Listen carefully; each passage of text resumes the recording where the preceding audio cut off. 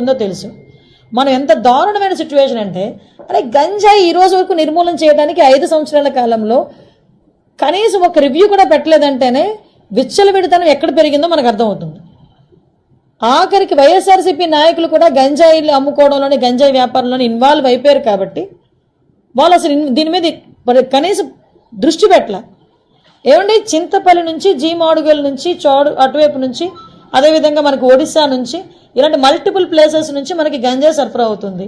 మనకి ఎన్ని చెక్ పోస్టులు ఉన్నాయండి అని డిపార్ట్మెంట్ వాళ్ళని అడిగితే 3 చెక్ పోస్టులు ఉన్నాయని చెప్పారు. 3 చెక్ పోస్టులు ఉన్నాయి. ఎందుకు రాదండి లోపలికి?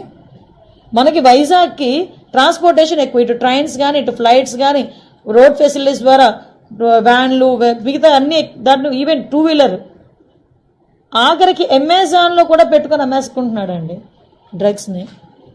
కర్రీ లీవ్స్ అని పేరు చెప్పుకొని అమ్మేసే పరిస్థితి కనిపిస్తూ ఉంది. నిజంగా ఇది మనం చాలా సీరియస్గా తీసుకోవాల్సిన ఇష్యూ. అంటే అంత క్రిటికల్ సిచ్యువేషన్లో ఈరోజు వైజాగ్ పరిస్థితి ఉంది. నేను ఎందుకు దీని మీద ఇంకా ఛార్జ్ తీసుకోకుండానే నేను రివ్యూ పెట్టానంటేనే ఒకసారి దీని సీరియస్నెస్ ఏంటన్నది ఆలోచించండి. నేను ఇంకోటి కూడా చెప్పాను, టాస్క్ ఫోర్స్ ఏర్పాటు చేయండి.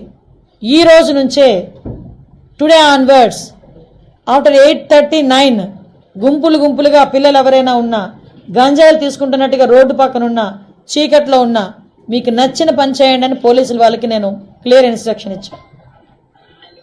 అట్ ద సేమ్ టైం ఈరోజు కొంచెం మరీ ఇంకోటి విషయం ఏంటంటే, స్మెల్ డిటెక్ట్ చేయాలి.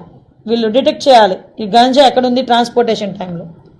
స్మెల్ డిటెక్ట్ చేయడానికి రెండు ఉన్నాయి డాగ్ స్క్వాడ్. 2. అసలు నిజంగా ఈ రాష్ట్రాన్ని ఏమి చేసేద్దాం అనుకున్నారు ఈ 5 సంవత్సరాలు? నాకు అర్థం కాల. 2 డాగ్సా? కనీసం వాళ్ళకి ఇంకొకటి ఏంటంటే, పోలీసులు చెప్తా ఉంటే బాధ అనిపించింది, సీజ్ చేసిన వెహికల్స్ని వేర్ హౌస్ అనేది కూడా లేదు ఈ రోజు వరకు.